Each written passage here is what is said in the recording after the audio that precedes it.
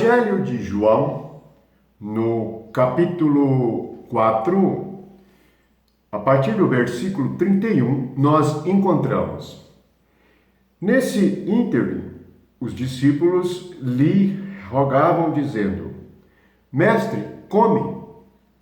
Mas ele lhes disse: uma comida tenho para comer que vós não conheceis. Diziam então os discípulos uns aos outros: teria porventura alguém trazido o que comer? Disse-lhes Jesus: a minha comida consiste em fazer a vontade daquele que me enviou e realizar a sua obra. Portanto, temos mais uma vez, e este pensamento da comida percorre toda a Bíblia, porque na realidade o primeiro pecado, e o pecado começou por causa da proibição de uma comida. Precisamos de ter um entendimento espiritual profundo a respeito da comida espiritual. Veja que Jesus tinha uma comida que os discípulos não conheciam. A pergunta é: nós conhecemos esta comida de Jesus? Porque nós somos chamados a ter comunhão com Ele. Veja no versículo seguinte que os discípulos pensavam em algo natural. Até mesmo nos dias de hoje, aqueles que ainda não compreenderam isto acham que o pão nosso cada dia nos dai hoje, que Jesus ensinou na oração do Pai Nosso, é físico. É o pão físico. Na realidade, é o alimento espiritual que nós devemos ter todos os dias para vivermos uma vida espiritual frutífera. Mas vejamos mais sobre esta comida. Para nós é muito estranho, pois este tipo de comida é diferente de tudo que nós possamos pensar ou imaginar. A comida de Jesus é fazer a vontade daquele que o enviou e realizar a sua obra.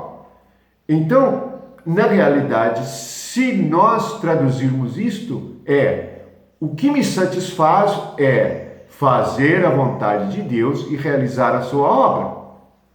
Isto é o que Jesus está nos ensinando.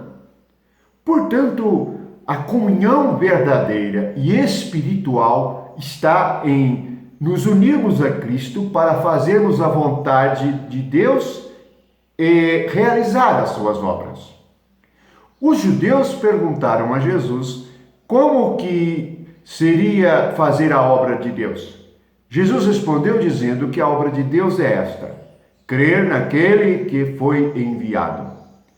Portanto, a nossa fé nos leva à mesa do Senhor.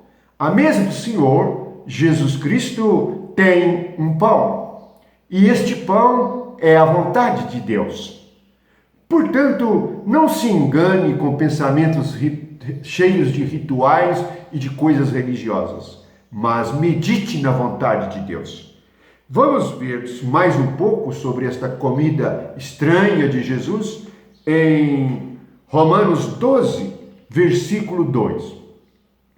E não vos conformeis com este século, mas transformai-vos pela renovação da vossa mente, para que experimenteis qual seja a boa, agradável e perfeita vontade de Deus.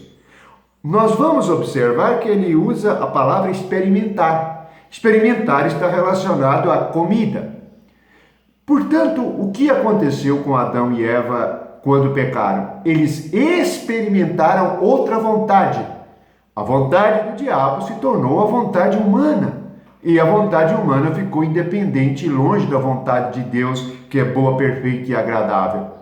Foi ali que entrou todas as coisas que não são perfeitas, que são cheias de defeito, as coisas que não são agradáveis, todas as coisas desagradáveis da vida humana e coisas ruins que não são boas. Portanto, agora nós compreendemos bem qual é a questão, pois a questão é a vontade. Nada faz mais mal a nós fazer nossa própria vontade, independente da vontade de Deus. Neste versículo 2 de Romanos 12, explica muito sobre esta comida, pois é a comida que nos transforma, a renovação da nossa mente. Só podemos compreender esta comida estranha de Jesus se renovarmos a nossa mente e não nos conformarmos com este século.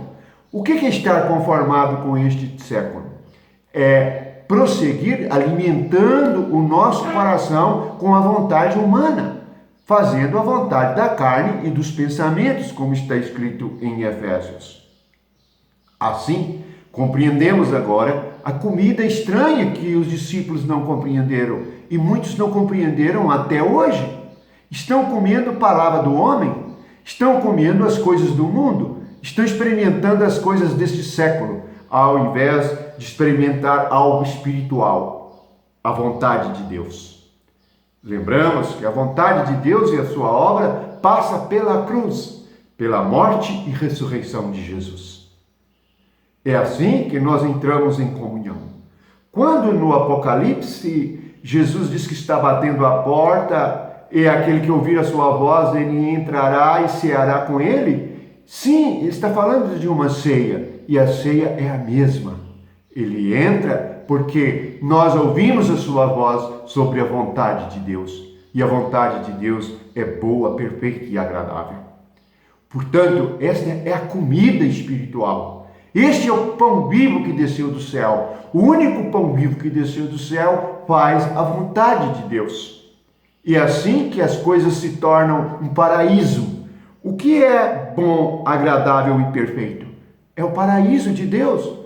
E é assim que a nossa vida vai se tornar boa, perfeita e agradável, se nós fizermos a vontade de Deus por meio de Cristo Jesus. Não é coisas humanas, e nem ordenadas e ensinadas por homem, mas é a compreensão interior de que a vontade de Deus é o Evangelho de nosso Senhor Jesus Cristo. E esta é a comida nova que Ele nos trouxe, o vinho novo que Ele nos trouxe, a bebida nova, a vida no paraíso de Deus é fazendo a vontade de Deus. E isto torna toda a nossa alma boa, perfeita e agradável. Portanto, quando lemos o Evangelho, tenhamos em mente que o que Jesus está falando é um segredo. E aquilo era um segredo para os discípulos. Jesus disse: uma comida tenho para comer que vós não conheceis. Você conhece esta comida? E tem comido a mesma comida de Jesus? Então você tem comunhão com Ele. Que nós possamos compreender isto e fazermos a vontade de Deus e experimentarmos as coisas boas, perfeitas e agradáveis. Meditemos nisto, assim nós estaremos em comunhão com o Senhor. Bendito seja Jesus e a sua comida gloriosa.